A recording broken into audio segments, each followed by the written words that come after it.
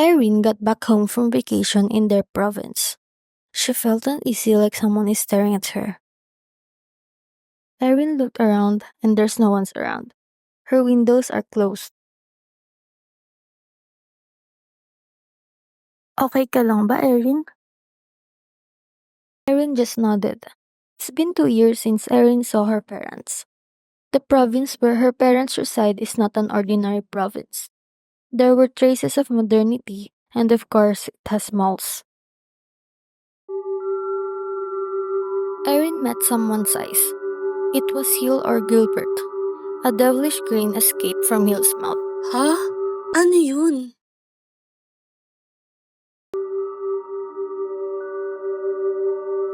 Erin's room is simple but comfortable. She cannot sleep no matter how much she tried. Sinusubukan kong matulog. Pero hindi maalis sa isip ko si Gilbert. Hindi naman kami nag-uusap, pero curious ako sa kanya. Erin.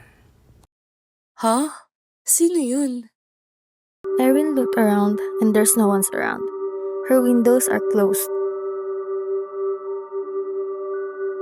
Sinong tumawa sa akin? She's usually brave, but Erin felt a chill creeping down her spine.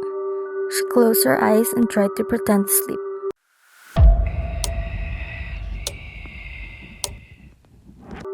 Hindi! Imagination ko lang to. Sinubukan kong distract ng sarili ko. Niyakap ko na mahigpit ang ulan ko. Nagpapanggap pa rin akong tulog. Please! Imagination ko lang to. The side of her bed sunk, indicating that someone is beside her. Ha? Nanaginip ka lang. Please, Lord, tulungan mo ko.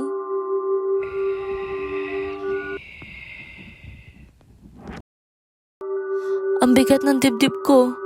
Ayoko imulat mata ko. Kung sino man ang nasa tabi ko, gumagalaw siya at nasa ibabaw ko na siya. Yung galaw na walang mali siya kundi may intensyon na patayin ako. Alam ko to. Ito yung sinasabi ng mga kaibigan ko na batibat. Sinubukan kong maging matapang. Kaya ko to. Tinawag ko si Lord kahit hindi ako makapagsalita. Taimtim ako nagdasal. Tulungan mo po ako, Lord. Ang bigat na naman ng dibdib ko. Pero ngayon, sinusubukan niya akong sakalin. Hindi ako makahinga. Sobrang bigat. Mamamatay na ba ako? Lord, hanggang dito na lang ba ako? Thank you po, Lord. It's morning. Erin just woke up. The face of her parents welcomes her. Erin, anong nangyari sa'yo? Bakit parang ang balisa? Papa, natatakot ako sa bahay na to. Pinangungot ako kagabi. Kawawa naman ang anak ko. Erin hugged her parents. After that, they had breakfast. She noticed that there was a lot of food on the dining table. They used to have a hard time in life. Erin went out to visit her neighbor. Sino yan? She felt uneasy, like someone is looking at her. Siya ba yun? Erin, kumusta ka? Nakita kita nung dumating ka dito pero nahihiya akong kausapin ka. Ayos lang ako, Hill. Oh, napansin ko na nandyan ka nga. Ikaw ba? Kamusta ka? Hill and Erin started talking. They sat on a wooden papag. Erin felt sleepy. She took a nap without realizing it while sitting. She came back to her senses when she felt that someone is touching and smelling her hair. Hill! Anong ginagawa mo? Pasensya ka na, Erin. Umbang mo kasi.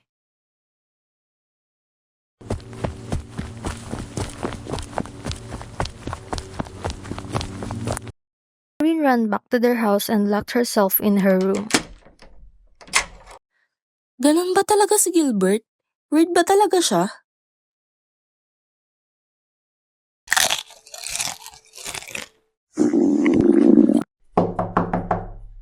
Someone is knocking at the door.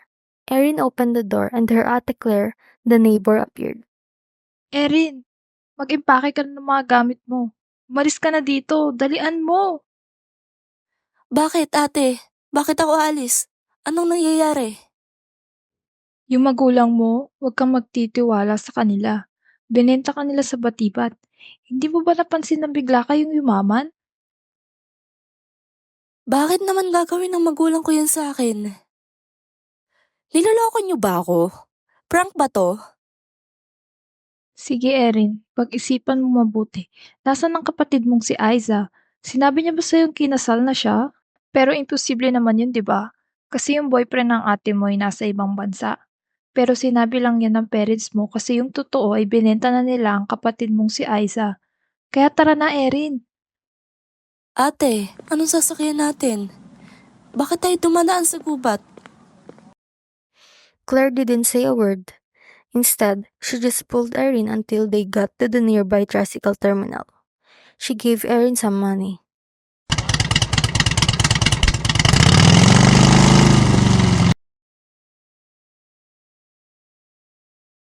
Mag-ingat ka Erin. Halos 3 bilyong tibok di nang binilang. Bakit kinuha sa akin to ng pamilya ko? At kay Ate Aiza? Para saan? Sa pera? Nang makabalik na ako sa Manila, puno ng takot ang puso ko. Hindi ako makapaniwala sa nangyayari. Pala, Erin. Dadaan dito yung kuya ko mamaya. May dala siyang groceries. Someone rang the doorbell. Baka yan na yung kuya ni Kayla. Erin opened the door for Kyla's older brother. Her eyes widened at what happened. To her surprise, it was Hill.